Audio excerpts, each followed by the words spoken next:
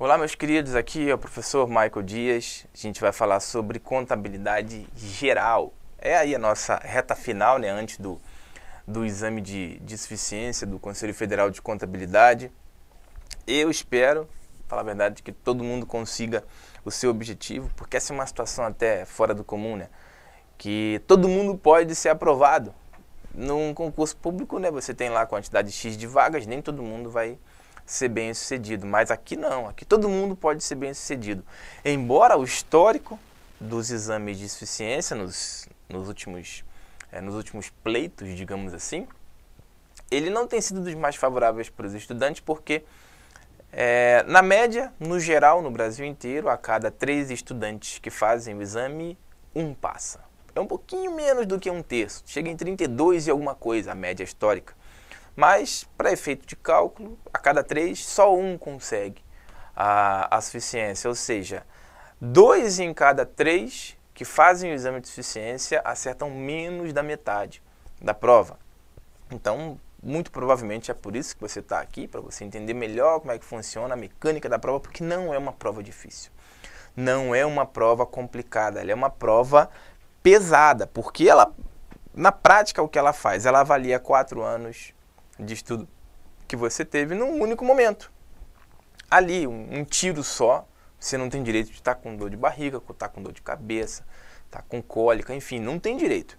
Você tem que chegar lá e fazer a prova. Embora comparativamente, com uma questão de concurso, eu julgo ser algo mais fácil, porque você tem uma série de facilitadores, principalmente com relação a cálculos, porque aí você tem acesso a recursos que você não teria quando você está fazendo um concurso público comum, né?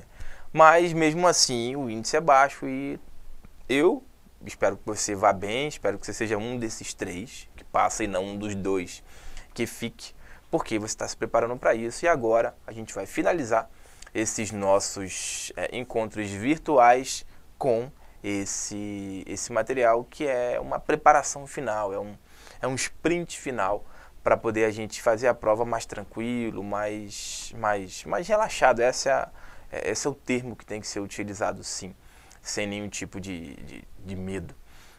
Bom, vamos ver aqui, eu só fiz um apanhado nesse início. O histórico nos exames de suficiência é que tem lá 12 a 15 questões sobre contabilidade geral, e o que pode ser praticamente 1/3 da prova. 1/3 da prova, eu tenho ali 33% de acerto. Então, se eu acertar todas as questões de contabilidade geral, eu posso dizer já que eu estou praticamente suficiente. Me falta muito pouco, me falta 17%, que dá em torno de 9 questões. 9 daquelas que te sobraram ali, em torno de 35, eu não julgo ser tão complicado. Mas esse é um conteúdo que muitas vezes você viu lá no início da graduação e depois você esqueceu. É um caderno que está lá no fundo do seu armário, ou é um material que você viu aquela vez e você não pegou mais. Então, pelo menos vão ter 4 anos aí que você não toca naquele material. Viu coisas muito mais complicadas, mas deixou essa parte que é um pouco mais simples. O que fazer? Eu tenho que voltar. Eu tenho que dar uma revisada naquilo, principalmente porque alguns conceitos podem ter mudado, algumas classificações dentro das contas. Isso sim, pode ter sido alterado sem nenhum tipo de problema. Mas, para evitar errar questões desse tipo, o que a gente tem que fazer, aqui a gente vai resolver algumas questões e verificar que pontos que a gente deve se preocupar mais. A importância, como eu falei lá, de ter esses conteúdos atualizados, né? Então a gente, por mais que eu tenha trabalhado já com contabilidade, não é necessário apenas eu saber o conteúdo. Eu preciso saber acertar as questões, porque eu tenho que acertar de cada 2 que eu faço, eu tenho que acertar uma para poder ser suficiente. Eu coloquei aqui um exemplo que é muito comum cair questões para o cálculo de depreciação, mas também, infelizmente, é muito comum profissionais com experiência em depreciação errarem questões desse tipo. Agora, qual que é a explicação para isso ocorrer? É a pouca familiaridade com questões típicas de concurso público. Aqui não é simples, como, por exemplo, você entrar no seu sistema, que você tem já pré-configurados lançamentos contábeis, que quando você, no primeiro momento, ingressa o seu ativo imobilizado, você já coloca uma série de características desse seu ativo imobilizado. Você coloca valor residual, você coloca quando ele vai passar pelo teste de impairment, você coloca qual é a vida útil dele, você coloca se a depreciação vai ser acelerada, se vai ser desacelerada, se vai ser linear, aí você já coloca o laudo junto se tiver, e você já define que ele tem que fazer o lançamento no primeiro dia do mês ou no último dia do mês, e acabou o seu trabalho com relação à depreciação. Você dificilmente vai olhar aquilo de novo. Aí você fala, eu já trabalho há anos com depreciação. Sim, você trabalha há anos ali, verificando os registros de depreciação, mas mão na massa. Quantos anos você não põe? E pior, as questões ali, elas têm o objetivo de filtrar e não verificar se você trabalhou ou não com aquilo, porque senão era muito fácil, era só você entregar a sua carteira de trabalho e falar, olha, trabalho já há alguns anos aqui com esse sistema, o sistema X lá, que faz o lançamento automático da depreciação, não precisa fazer exame de suficiência, mas você precisa, é lei. E nesse caso, a gente tem que se habituar a resolver questões que tenham cara de questões de concurso público, que são questões com pegadinha. É claro, ninguém está ali para poder colocar um revólver na sua cabeça e esperar você falar alguma coisa errada para atirar, não. O objetivo é simplesmente verificar se você tem aquele conteúdo, mas é o mesmo conteúdo que é passado em sala de aula. Quando dá pau completo no sistema, o que você faz? Você tem que conseguir explicar para alguém como aquilo funciona. Não é simplesmente falar F9, depois F12, Enter e pronto. Não, você tem que conseguir explicar onde se debita, onde se credita, por que se debita, por que se credita, qual é o valor que se debita, qual é o valor que se acredita. É isso que o exame, que o Conselho Federal de Contabilidade quer avaliar em você. É esse seu poder de compreender o que está naquela questão. E é claro que muitas vezes as questões acabam sendo erradas por profissionais que trabalham há muito tempo. E aquele sujeito que às vezes nem trabalhou com contabilidade nunca na vida acerta a questão, porque está acostumado a fazer questão, porque tem a cara de questão de concurso público. Então isso a gente tem que se preocupar. E é por isso que também a gente vai resolver algumas questões aqui nesse nosso encontro. Bom, assuntos muito comuns também podem ser errados em questões. Outro exemplo, cálculo de lucro bruto, entre outros. Por que se erra tanto no cálculo de lucro bruto? Primeiro, está aqui, né? Não se trata de analisar a experiência, como eu já havia colocado, e sim uma habilidade de gerenciar os enunciados, gerenciar os pedidos das questões e também o tempo para resolução. Então não adianta você olhar o enunciado da questão e falar, eu sei fazer essa questão, eu sei resolver essa questão porque eu entendo o enunciado e sei os conceitos que precisam ser utilizados, colocados na mesa para essa questão ser resolvida. Agora, se essa questão for te pedir ali 12, 13 minutos para resolver, cara, esquece aquela questão e parte para uma outra mais simples. Você tem 50. É impossível aquela questão ser a mais fácil que você tem para fazer dentre todas as que você ainda não fez. Se a questão vai te dar muito trabalho, pula, vai para outra. Você, na prática, tem direito a 25 pulos. Porque se você acertar todas as outras, você está dentro. Você acertou 25, que é o que você precisa. Então não tem que acertar tudo. Você tem que, é claro, ter uma sobra boa ali para 25, mas não tem que acertar todas as questões. A gente tem que ter consciência disso. Muitas vezes eu quero tirar 10. Se você tirar 10 ou se você tirar 5, é igual. Para efeito de suficiência, é igual. Então não pire nisso, porque é paranoia quando não é um concurso público. Então relaxa, porque você não precisa acertar todas as questões. E também, o que a gente vai ver aqui, todos os exames no histórico têm uma cara. A prova já começa com questões de contabilidade geral e vai até ali a questão 10, entre 10 e 15, 12 ali, né, que seja, ela vai só com questão de contabilidade geral. Depois ela vai trocando, às vezes de volta e tal. Mas normalmente as primeiras são de contabilidade geral, que é o que a gente vai ver. Então você já sabe que a tendência dessas questões é estar no início da prova. Então se você às vezes acha que a contabilidade geral pode ser um complicador para você, vai pulando. Vai pulando, você tem 25 pulos, como eu falei. Mas não esqueça de voltar antes de entregar a prova, porque afinal de contas aquilo pode fazer diferença nas 25 que você precisa acertar. Bom, seguindo, vamos começar. Então, eu peguei aqui questões de 2017 do primeiro concurso e do segundo, que são os dois últimos que foram realizados, né? Uma sociedade empresária adquiriu um equipamento que ficou disponível para uso nas condições operacionais pretendidas pela administração em 2 de janeiro de 2012, pelo valor contábil de 180 mil.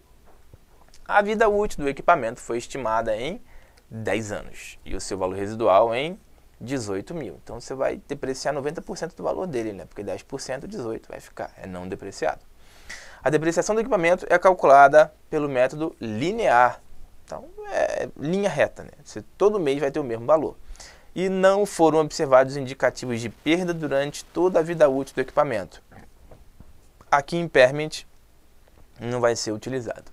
No dia 31 de 12 de 2016, ó, 2 de janeiro de 12 até o final de 16, então é 12 inteiro, 13 inteiro, 14 inteiro, 15 inteiro e 16 inteiro. Então, 1, 2, 3, 4, 5. Se a vida útil é 10 anos, foi metade da vida útil já embora. Ela vendeu esse equipamento por 90 mil, considerando apenas as informações apresentadas e a NBCT tal de imobilizado, o valor contábil a ser baixado desse equipamento é quanto? Tem muita gente que pensa, se a vida útil é 10 anos, foram já consumidos 5 anos, foi consumido metade. Se eu gastei 70, quer dizer, gastei 180, melhor falando, e já depreciei metade, fica 90. Eu vou lá, marco 90, só alegria, corro e vou embora. Olha, errado. Por que está errado? Porque eu tenho uma coisa que se chama valor residual de 18 mil. Sendo 18 mil, eu não vou depreciar 180. Eu vou depreciar quanto? 180 menos 18. Então vai me dar 162 mil. Tá. Na sequência, a gente vai ter aqui, ó, eu explico o valor contábil, que é o valor reconhecido após a dedução da depreciação, e o residual é o estimado que ela obteria com a venda do ativo após todas as despesas estimadas de venda. Depreciável é o custo de um ativo ou outro valor que substitua o custo menos seu valor residual. Então é essa depreciação que a gente viu aqui. Considerando nesse caso, eu tenho o valor depreciável, ó, 162 mil, que é o que a gente já tinha colocado aqui, ó, 162 mil. Depreciação anual, 162 mil vezes 10%, que é 16.200. Esse 16.200 aconteceu durante 5 anos. 16.200 menos 5 anos vai me dar, quer dizer, vezes 5 anos, vai me dar 81 mil. Qual que é o valor líquido contábil? 180 mil, que é o valor de aquisição, menos o valor que é a depreciação acumulada, que foi calculada em 81 mil. 0, 0 e 0. 10 menos 1 dá 9, 17 menos 8 dá 9. Resposta, 99 mil. Letra C. Por que não é letra B? Porque justamente é uma pegadinha.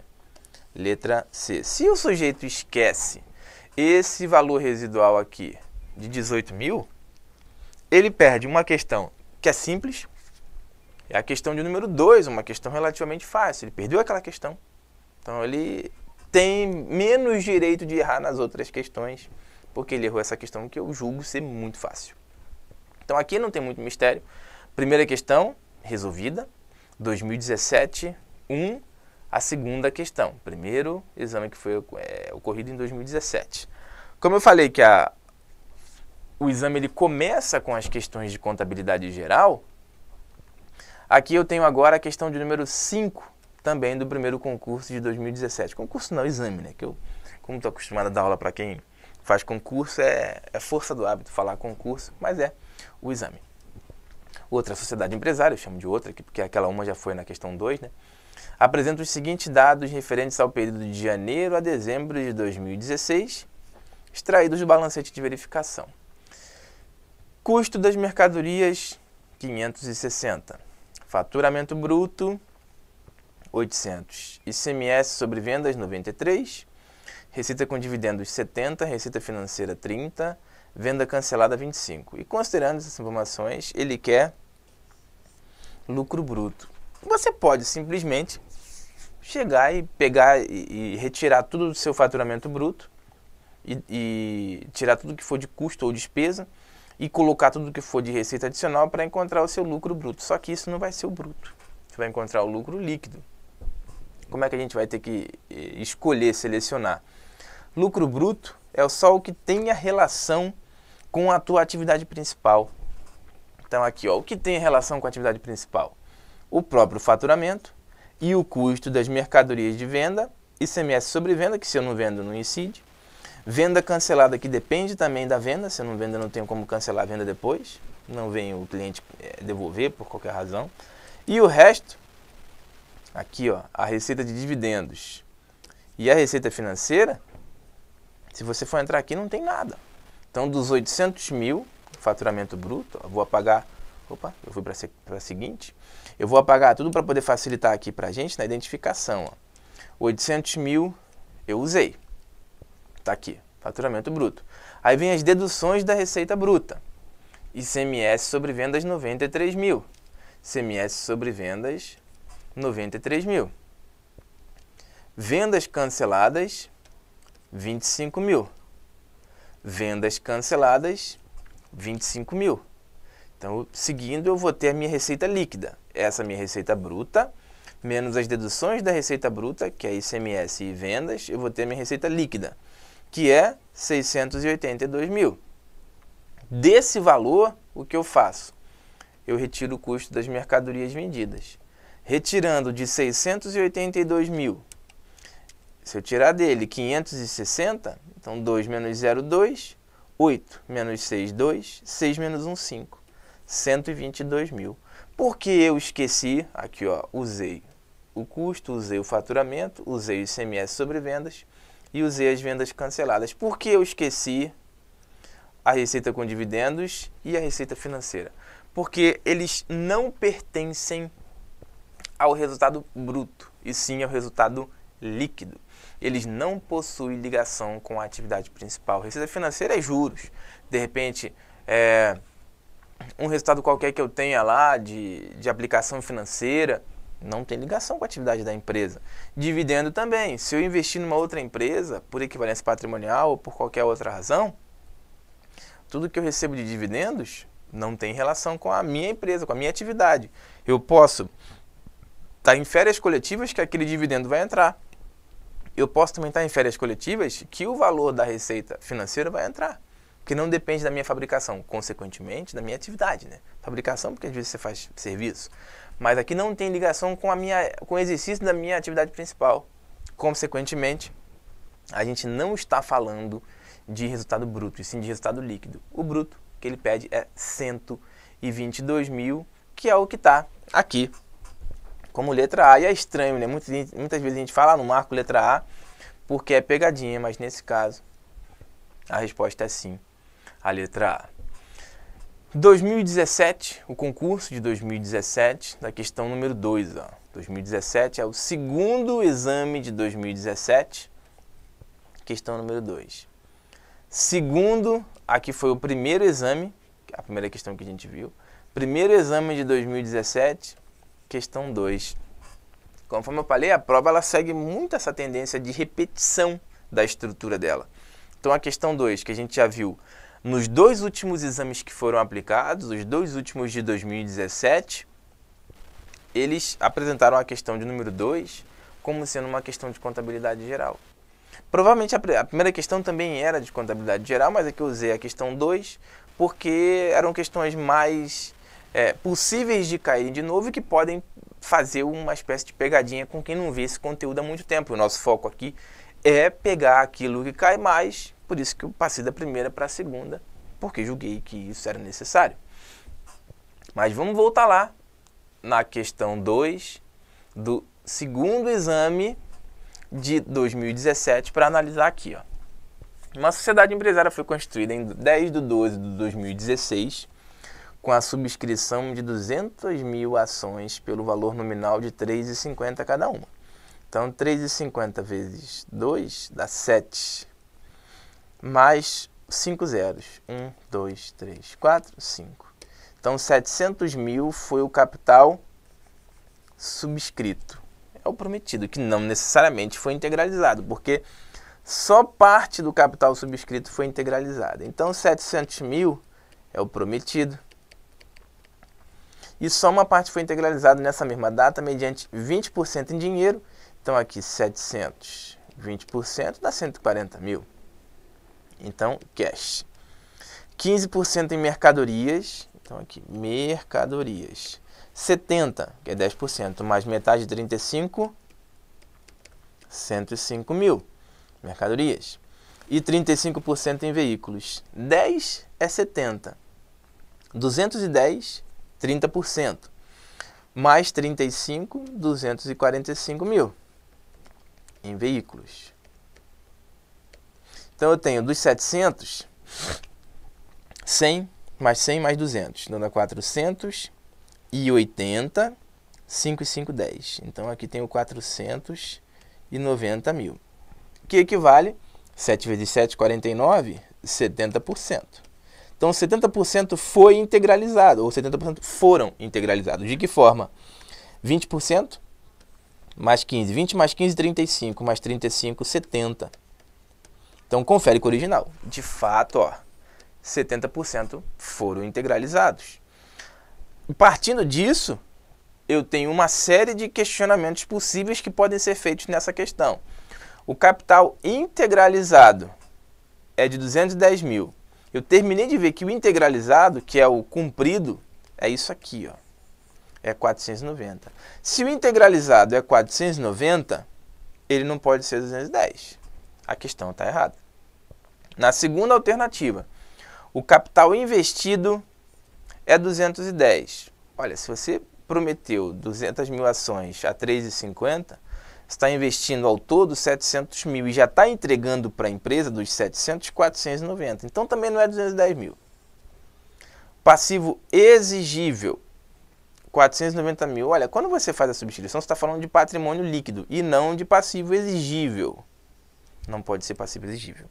E sobrou a última que diz que o patrimônio líquido é de 490. Por quê? Você vai ter lá, na sua estrutura de patrimônio líquido, capital social subscrito, que é o prometido, 700 mil. Quanto tem de capital a integralizar, que é uma conta redutora? Se você já entregou 490, está faltando quanto aqui? 210. Esse valor, 700 menos 210, vai ser o valor do seu PL, que é 490, e que se você não tiver feito nada de diferente no seu ativo, também vai ser o valor de ativo 490 mil. Composto por quanto esse 490? 140 mil de dinheiro, 105 mil de mercadorias e 245 mil de veículos, que totaliza 490 mil. Então aqui, como resolução, ó, subscreveu 200 mil a 13,50 só para confirmar, né? Parte do capital foi integralizado, 20% em dinheiro, 15 e 35. Então 700 mil é o capital social. 140 em dinheiro, 105 em mercadoria, 245 em veículo. Capital a integralizar, 210 mil. Eu tenho então aqui patrimônio líquido 490, capital social 700, capital a integralizar 210 mil. Aqui, por fim, a última questão é a questão 13, para ver que vai até quase a questão 15, né? Também do segundo exame de 2017. Uma sociedade empresária apresentou as seguintes informações com relação a saldo de conta. Então aqui ficou meio pequeno, mas é só para a gente identificar o seguinte, ó, eu tenho banco 24083, caixa 2043, capital a integralizar 11.158, subscrito 150.625, depreciação acumulada de edificação de uso 28.537, duplicata de curto prazo 77527, duplicata descontada de curto prazo 32 mil,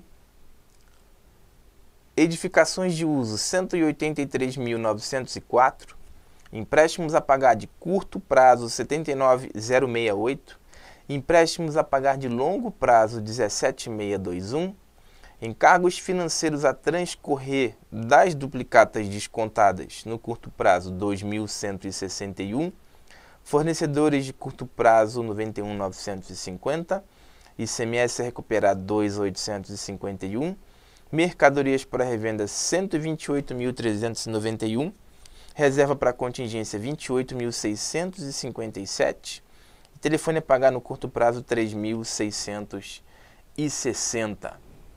E ele pede para eu afirmar de maneira correta o ativo circulante, o ativo não circulante, o passivo circulante, ou o patrimônio líquido. Eu tenho várias alternativas aqui. Eu posso começar pelo que eu acho mais simples, mas enfim, vou ter que calcular tudo para poder ir eliminando.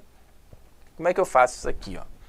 Eu tenho o seguinte, a melhor coisa que tem é você organizar na estrutura de balanço patrimonial. E eu vou colocando os valores. Ó.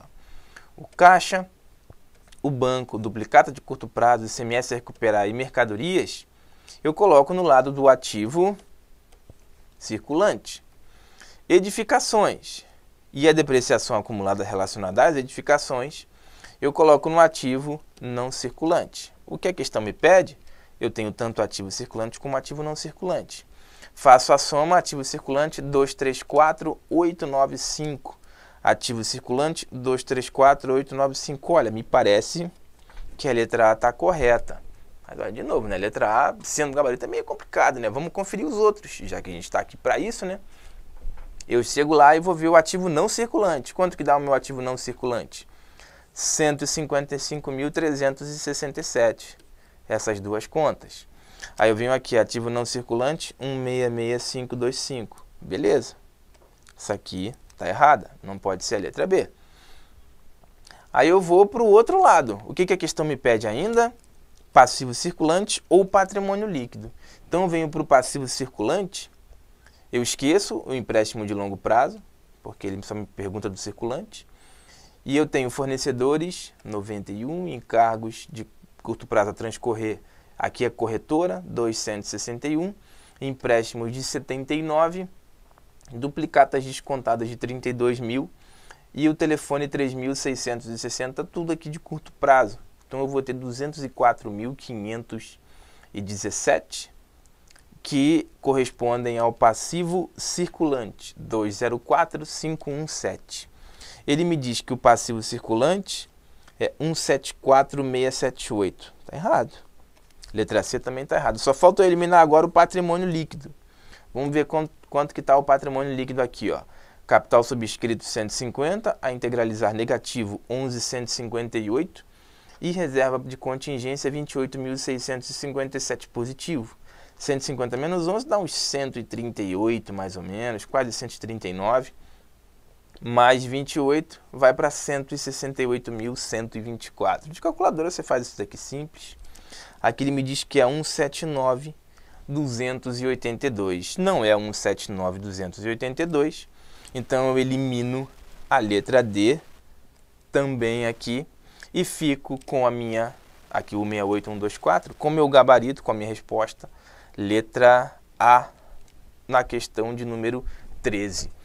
E assim como a gente viu a questão 13 do segundo exame de 2017, muito provavelmente que eu não cheguei a conferir isso, a questão 13 do primeiro exame de 2017 também seria de contabilidade geral. Mas para vocês verem que são ocorrências relativamente simples, mas essa classificação principalmente é algo que nos últimos anos mudou. Então, de repente, você aprendeu com um tipo de classificação, principalmente aquela conta de encargos financeiros a transcorrer. Antes você classificava ela no ativo como despesa antecipada, depois ela passou a ser corretora do passivo porque ela tinha uma relação com uma conta do passivo, que era a conta dos juros a pagar que você tinha. Então, essa classificação muda o total do ativo e, consequentemente, muda o total do passivo também, porque ela se moveu do lado do ativo e passou para o lado do passivo. Então, se você não souber isso, você vai marcar a questão errada, porque é óbvio, o gabarito vai te dar uma questão possível nessa situação. Se você tira do ativo e joga para o passivo de maneira equivocada, ou faz o contrário, ele vai ter lá uma letra B, uma letra C, você vai marcar feliz da vida. Não, essa eu acertei sem dúvida, sendo que aquela você literalmente pisou naquela casca de banana e caiu. Então, para evitar esse tipo de coisa, é claro que você precisa tá com todos os conteúdos em mente. Eu coloquei essas questões como sendo as que eu julguei de maior importância em relação à temática de cada uma delas, ao conceito de cada uma delas, que foge um pouco ao que a gente tem no nosso dia a dia, principalmente se você já tem uma experiência relativamente grande na prática contábil, ok? Então é isso, espero que isso tenha elevado um bocado aí esse conhecimento e também diminuído essa tensão pelo fato da prova estar se aproximando. Como eu falei, leiam a prova antes de vocês começarem a resolver para poder dar uma baixada na pressão, que aí depois com certeza vocês vão bem mais tranquilo e a tendência de vocês conseguirem a suficiência de vocês é muito maior, beleza? A gente se vê em outros encontros. Até a próxima e boa prova!